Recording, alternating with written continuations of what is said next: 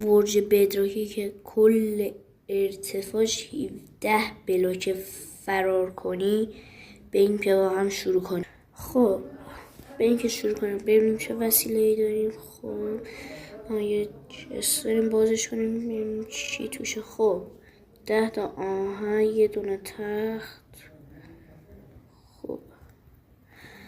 خب اونجایی که آهنا به دردمون نمیخوره میریم تبدیلش میکنیم به کلی از اینا. چقدر شد؟ خیلی شد.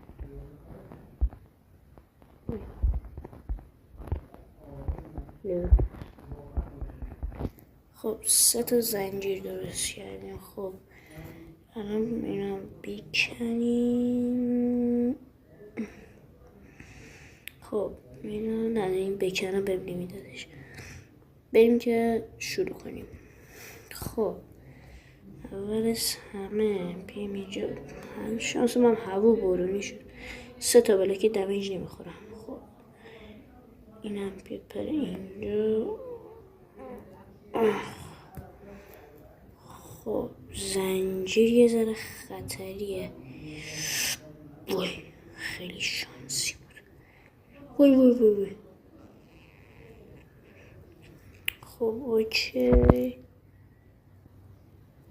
این افه. خب مهم نیست، اینو میکنیم.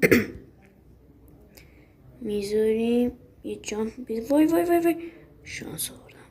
خب بالاخره از این برج فرار کردیم. فعلا تا یه ویدیوی بعد، خداحافظ.